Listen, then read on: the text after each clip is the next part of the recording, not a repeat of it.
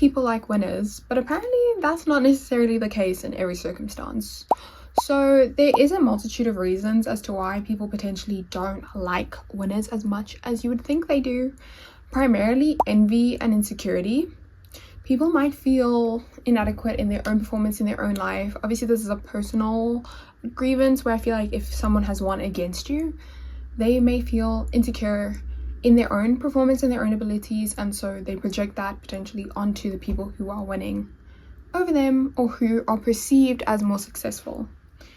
Tiredness and boredom. When you consistently see the same people, the same teams, the same winning consistently, it starts to feel repetitive, and so people start to pull for the underdog over the consistent winner. And then there's also the perception of arrogance among winners, that people who win think they are better than everyone around them, or start to behave in a way that wouldn't be associated with humility, which makes people or fans turn against that winner. I'm bringing this up to say, going into this new F1 season, it's strongly believed that Mercedes may re-enter their dominant era. Obviously it's early on, but we had the Miami Grand Prix yesterday, and Kimi in a Mercedes has once again won a race. And so this is a genuine scenario that we could be seeing for the foreseeable future. And I'd like to go over how that may play out this time around, given the fact that Mercedes isn't coming into this as much of an underdog as they were previously, and they also don't have another team to play against as the big bad wolf, for lack of a better phrase.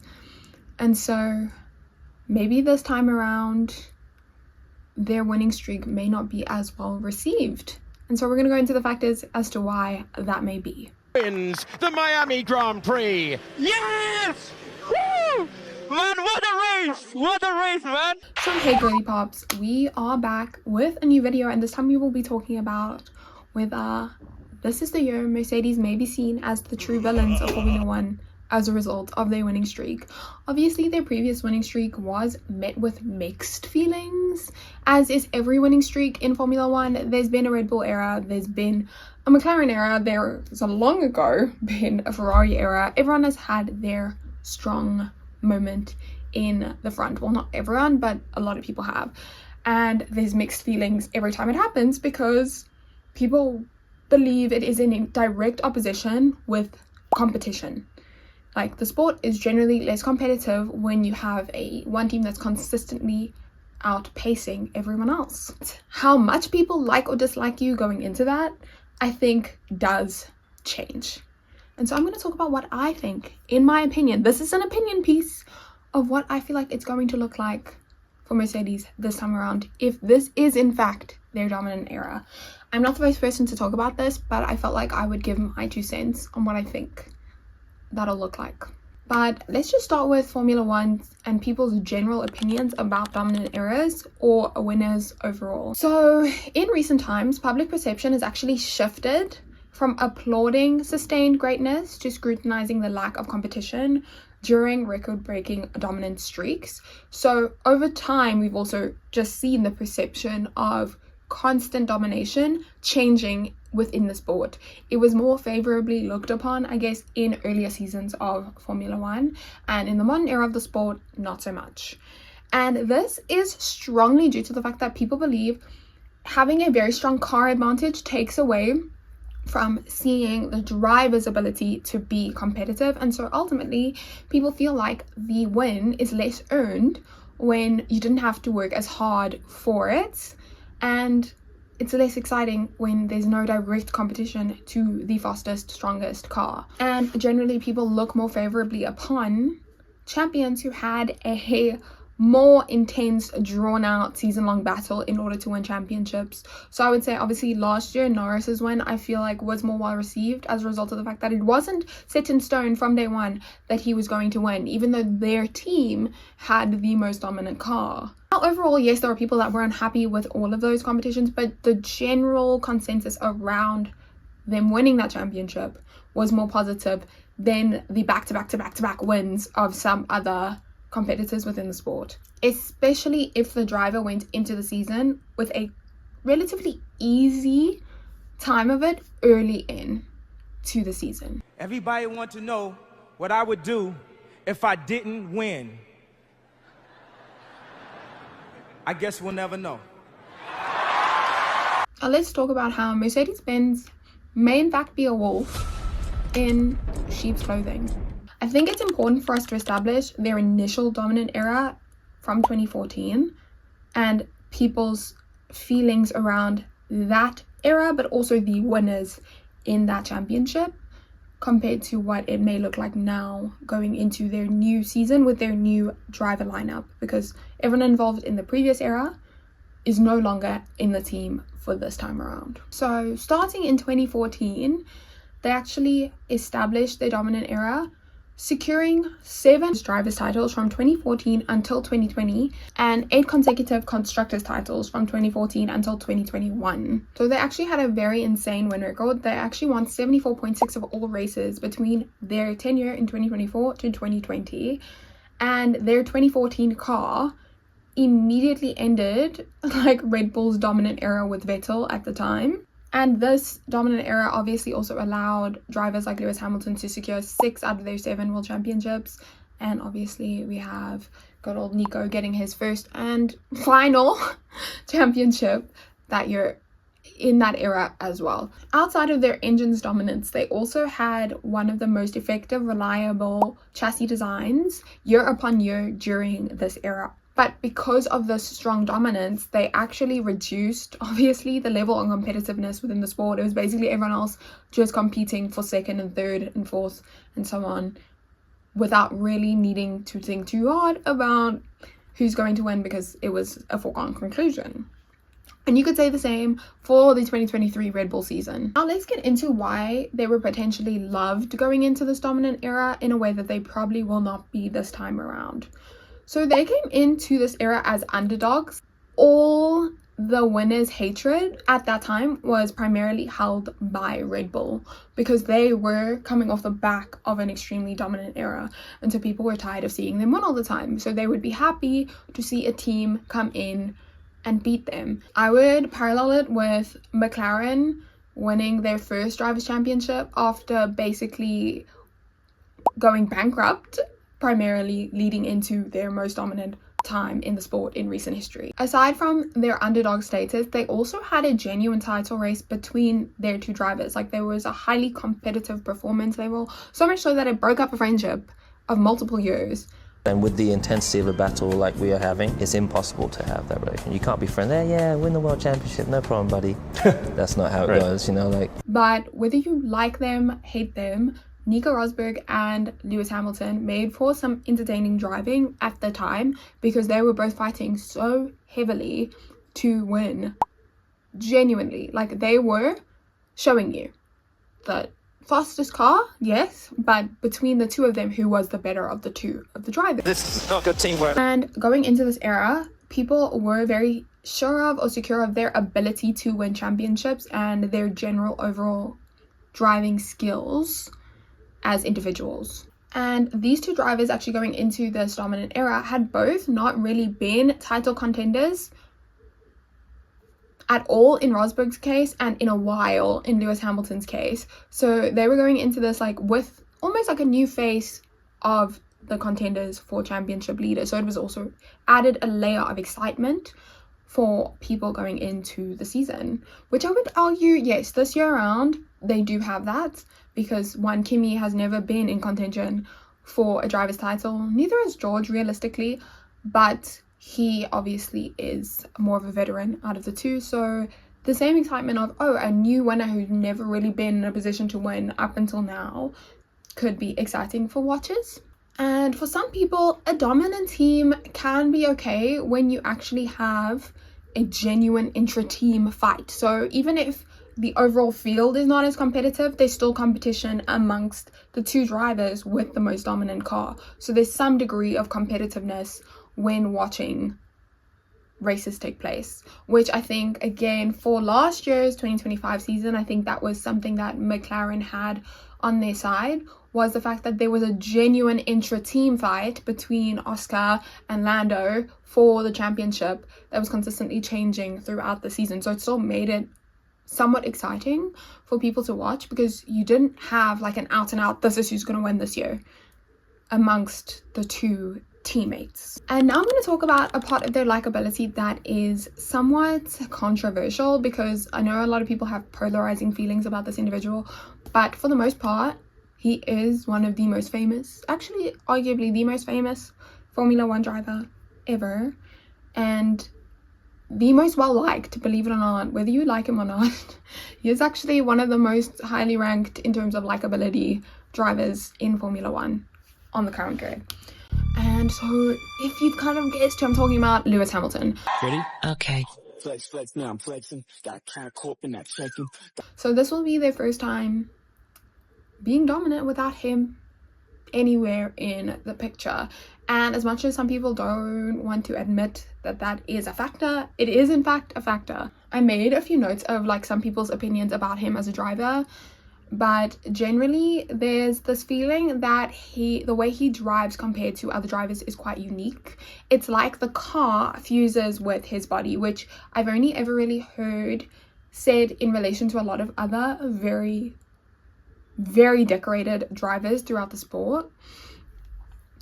And whether people like him or not, he's also regarded as like one of the best drivers, not just because of his ability to win, but because of the way he's driven in his peak, whether he was winning or not. Something that sets Lewis Hamilton apart, according to some fans, is the fact that he consistently makes it look easy. Like even earlier in his career, when he wasn't in a quote-unquote dominant car, he had a few like very insane wins that a lot of other people would have never been able to pull off, regardless of their driving ability. So people respect Lewis Hamilton. Even if they don't like him, they respect his ability to drive. And yes, I understand people's general lack of appeal for him is how produced he feels, potentially how PR trained he comes across. But I also am like, these are professional athletes, and for the most part, bar like Max and Lando, most of them are relatively PR trained, because what you say has an impact on how you're perceived. So I guess playing it safe is an option that works for most people, and I guess they also don't want to be too personal about themselves out there, which is fine. But that is something that I'm going to bring up later, the potential PR trained perception of an athlete in why Mercedes may not be as well received this time around as they were previously. He has immense driving impact and talent, and he's widely recognized as one of the greatest Formula One drivers of all time due to his just general winningness. And actually something I think that's a double-edged sword is how famous he is. So he is so famous that I feel like he has, you know when people say become bigger than the program, in regards to the fact that people who don't know Formula One may still know Lewis Hamilton. Like he's superseded the fame of the sport itself, which is something that people don't like about him. He behaves in a way that is celebrity-esque, in a way that athletes shouldn't, I guess, to some people. But on the other end, it brings a lot of lucrative financial opportunities into the sport, and is productive for the general perception of the sport and his team as a whole, because he is so famous that he would have a lot of fans that are fringe Formula One watchers, people who aren't actively involved in the sport but will keep up, will purchase merch because his name is associated with it, which this is not a new phenomenon. This is associated heavily with a lot of sports. It's why certain players get signed to certain teams. Partially, it's not just about how well they play, it's about name recognition, how much money they can make off the back of that name being associated with their team, whether people like it or not. It should be just about the sport to some people, the purists. But the fact of that is, this is a business. They want to make money, but they also need to make money to continue justifying participating and allowing it to exist. So I think this is a necessary evil that I think most people have to accept, that things that are for profit need to be profitable. And so yeah, his level of fame allows for people who don't really fully die for motorsport to continue watching. And who will they support? Lewis Hamilton. So where Lewis Hamilton goes, those fans go. And so a certain number of Mercedes fans, I do believe, also left with Lewis Hamilton because they weren't primarily Mercedes fans, they were Lewis Hamilton fans. And so I think that will have an impact to a certain degree on how liked they are, but also how much balance they'll have in contending against fans of other drivers, other teams who will be less supportive of their dominance going forward. And I don't generally think Kimi or George have as much of a fan base individually going into the season to help bolster their support. I think Kimi is in a good position because he's so new and young and people want to root for him as a result of that. I think feelings around George are a bit more nuanced. However, going into the season, something that will be a big knock to their general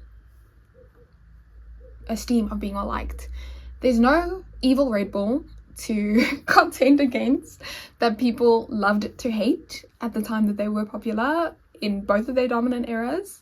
There's no Christian Horner versus Toto Wolff, the dark versus the lights. There's no evil Max Verstappen to push a lot of like the negative sentiment towards. Primarily it's an English sport, and so an English driver will be quite well received by pundits and the media. So George has that on his side that other teams, but McLaren has an English driver. Ferrari has an English driver, and they are two of their biggest competitors going into this new season. They have less villains to hide behind going into the season, so in a way that I believe like will ultimately lead to them being seen as they're not an underdog. You know, you're not the little kid who's being bullied on the playground. They have a lot of institutional power that I don't think will allow them to paint themselves as victims this time around that they could do previously as the underdogs, as a team that never won. They had no winning record. They were relatively new as well back into Formula One around that time as well. General sentiments around George Russell are less positive than I think either Nico or Lewis going into the 2014 season. The reason or the thoughts behind that are somewhat mixed as to why he's disliked and whether it's deserved or not, but I'm just going to go over some general beliefs or reasons as to why George Russell may not be as popular as his other counterparts. So he is somewhat disliked by fans due to his very PR trained, overly produced or polished persona that comes across as fake or disingenuous, because it feels like he says things because that's what he's supposed to do. And yes, he's been honest, and yes, he's said things that are not popular, mind you. Obviously, his on-track reputation for aggressive driving, radio complaints, and type A self-interested personality doesn't help. And it also didn't help that his attitude towards blaming people, which he said like he's gotten past, but blaming people and self-interested personality, which I think every single driver has. Like, everyone is self-interested. This is an individual sport. Yes, you have a teammate, but it's about you primarily, you know. Was specifically not well received when he was teammates with Lewis Hamilton, because it kind of created this idea or feeling amongst Hamilton fans, which at the time obviously he was Lewis Hamilton, as disrespectful. So like, if you have Lewis Hamilton fans not liking you, and that's one of the bigger cohorts of fandoms in the sport, obviously you're going to go in on the back foot there. He's also disliked for the Bottas incidents. What the f was he doing? Honestly, for what? Grass, of course. Well, he believes that it was Valtteri's fault. The brake-taking incident with Alonso, and then what I guess was like an ill-received joke where he said, "I forecast a podium," or something that people didn't like, but ultimately like it was a joke as far as I understand. And then also obviously having that big falling out with Max Verstappen, what, 2 years ago? Yeah.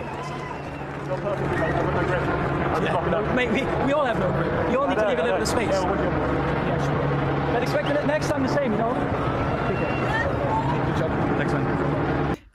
And another person who has a very large cohort of fans was saying the wrong thing about, or saying something that won't be well received about the wrong person, has negatively impacted his popularity within the sport. Like with Lewis, Max Verstappen also has a very large fan base, and so those people potentially also will never forgive you for that incident, and so they feel negatively towards him, so they will be rooting not necessarily for his downfall. Like, I don't think fans of other people like actively dislike you. They're just not going to be happy for you to win, and if there's a lot of them, that's not great, which also negatively impacts people's want for the team to win. Is it fully his fault or justified? No. I think what also doesn't help him, sentiment around English drivers is not super positive, because people for a really long time, which I don't disagree with, felt like English drivers were unfairly biased towards by commentators, and yeah, like the up and up of like sports F1 commentary talk more positively and less critically of British drivers compared to those of other nationalities, and so people felt like obviously that was somewhat that X word, I don't know if I can say it, and they didn't take it really well, English or otherwise, other fans, mind you. They just thought it was unfair behavior because you are going to criticize this driver who's this nationality for the same behavior or like less intense behavior than an English driver feels unfair. And so the general sentiment around British drivers is not as positive as it once was, which also doesn't help his push to be a well-received drivers' champion, should that be the way the outcome goes. Let's get behind why people wouldn't get behind George as a potential champion. So some people believe he won't manage the pressure well within a championship fight, which obviously we've already seen going into the season. His performance has been less than consistent, but some of that was up to the car. It wasn't wholly his fault, you know, but I guess his performance hasn't been up to snuff for what people expected for a potential championship defender or contender, let me rather say. But it's 3 races in, we will see. And obviously the season's going to be shorter, so less races means less points opportunities, and so yes, it's more important now than ever to maximize as many opportunities as you can. The general sentiments around Kimi, obviously these have somewhat actually gone up since he's won 3. Yes! Woo! Man, what a race! What a race, man! And he's the current drivers' champion, which obviously was unexpected. But because the general consensus going into this was Kimi did not have anything on George. He doesn't have the experience, he doesn't have the performance. He's a bit unpredictable, and yes, he crashed quite a few times last season, but it was his rookie year. We can give him some grace. But he is actually seen as a major talent and a competitive 2026 Mercedes. But there are some arguments against him winning the World's Drivers' Championship, primarily around his inexperience, lack of consistency, and the likelihood of the team to prioritize favoring George because he is their #1 driver, mind you, going into the season. Well, this is awkward. So that is something we do have to think about and talk about going into this. People also don't think he'll handle the pressure well, because when he was under pressure last season, he did crash. Obviously, he's made some mistakes this season as well. His starts are not the greatest, but that just takes time and learning, which again, I think is why people are like, okay, maybe this isn't the year that he should or could win, because he's too green. He doesn't have as much race experience, which gives him less confidence in the car. But so far he's been putting in the pace that other people haven't. And has he lucked out in certain circumstances? Yes, but everyone has before. It's whether you can control the race after that has happened that determines if you're the winner or not. Toto himself has downplayed championship talk around Kimi, emphasizing that he is young and it's his 2nd year in Formula 1, and we are just prioritizing consistent improvements instead of immediate title success, which makes perfect sense. As he said, we don't need to be putting unnecessary pressure on him. He is still young, he's still very new to the sport, and I think it's okay for us to be happy that he's winning, but don't be yoking so much expectation. Also, so much potential criticism or critique of his ability to perform under pressure.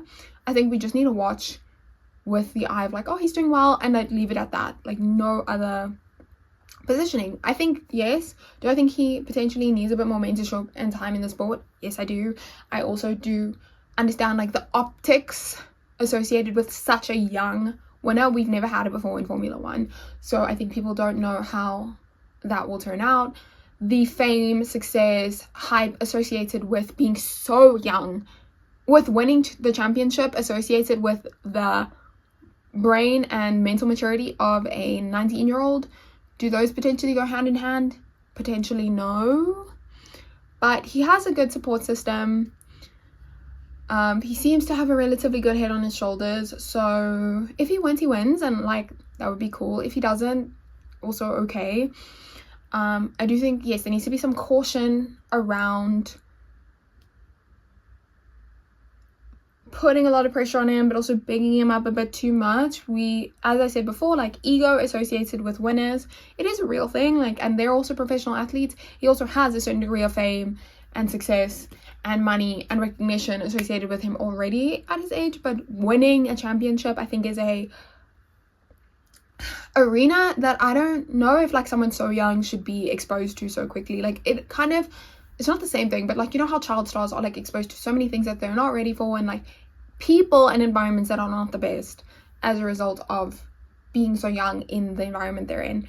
Yes, he's an adult legally, but I do think like we still have so much growing up to do as we get older. And so I'm like, I just hope his support system stays as strong and as structured as it is. He still leans on his family super heavily. He leans on the older people within the team. He leans on his teammate who has more experience in the sport, and he leans on mentors within the sport that he looks up to, and other drivers who have won championships and can tell him the ropes of, you know, what this looks like and how this goes, and getting deeper into the season, how to stay calm and stay in control and stuff. Like I hope he is leaning on people, because it is a very insane prospect being so young to win such a big thing.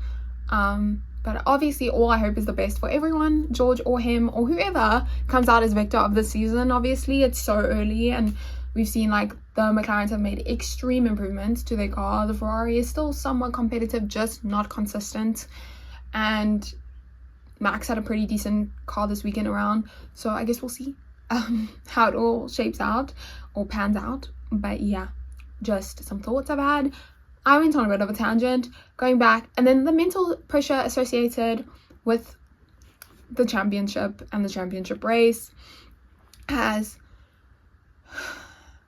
got its own tit for tat. He's already been the subject of immense pressure and online abuse, mind you, as well. He is so young and people have so many opinions. As I said with George, like there are people that are just fans of others who will not want you to win as a result of that.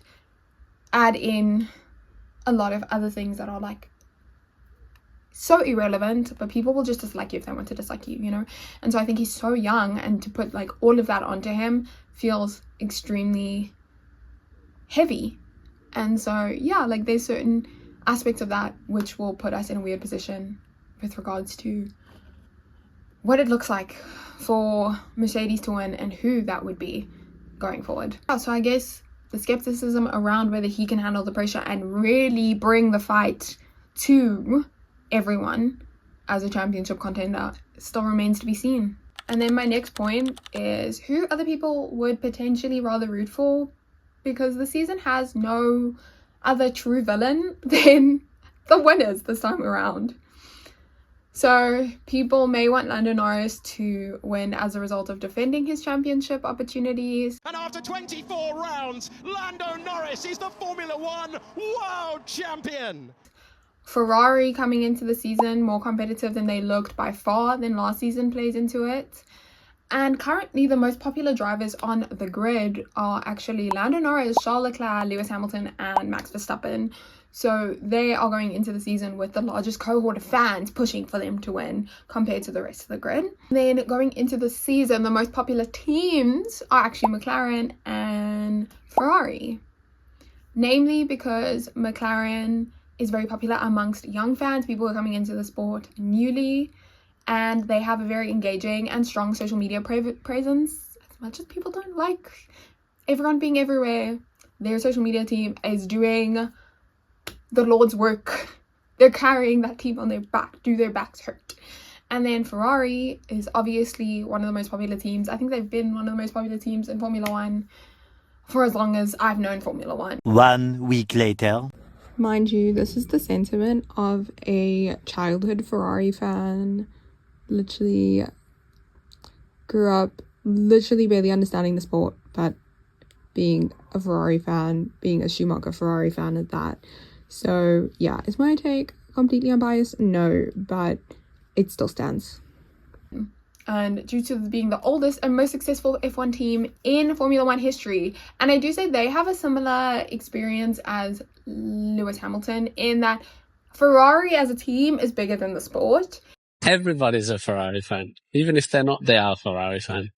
Even if you go to the Mercedes guys, even if they say that, oh yeah, Mercedes is the greatest brand in the world, they are a Ferrari fan. Like, Ferrari and Formula One are synonymous in my experience or my opinion. Like, people who I know that don't watch Formula One will never talk to me about Formula One and no Ferrari. And I have a lot of people in my life who do not engage with Formula One whatsoever. Is this anecdotal evidence? Yes. But do I believe it's true? Yes. But yeah, they are the oldest and most successful team in Formula One, and they have a very, very, very loyal fan base. The Tifosi, win or lose, will stick by that team. There are two religions in Italy. There's the Catholic Church and there's Ferrari.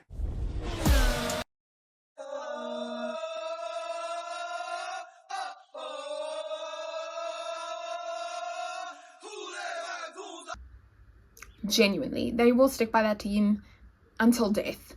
And so people wanting them to win should not be shocking over people wanting Mercedes to win. And the lack of a true villain does have multiple factors associated with it. One, Lewis left with some of Mercedes' fans, as I said before, obviously. And so going into the season, people are rooting for him. They're not rooting for Mercedes. If anything, they're rooting for Mercedes to fail so that he and his team, his new team, can potentially win. Red Bull is not the sharp-toothed threat that they once were anymore. Yes, they had an okay weekend. Mind you, only one car finished. This time around, they're a long way away from the Red Bull that was dominating. And so they are not the villain that you could have painted them as a few years ago. Add in the fact that I think Drive to Survive played a heavy role in Red Bull continuing to be positioned as a villain, because they had a very villainous edit of Max Verstappen and Christian Horner in that show. Fucking Mercedes. We operate in different ways. Toto will shout and scream at the camera. Maybe I'm a little bit more calm. Did Christian help his situation? No. Like, him getting booed last time around was insane. Did he help his situation? No. But I do think they positioned them super, super, super well in the show to be villains and to be villainized in a way that I don't think is possible this time around, just because they're not winning at a rate that would put them in a position to be justifiably disliked. Christian's not there anymore. Add that in.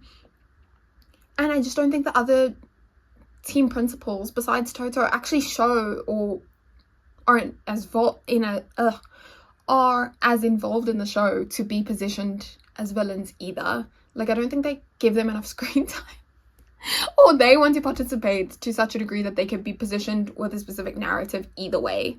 And McLaren has not had the best start going into the season, so I think that counts them out as like they're more competitive now, but that counts them out as a true competitor currently as we sit in the beginning of the season. And so the lack of a true villain, Mercedes-Benz looks as much the wolf as they were trying not to project themselves as in previous years.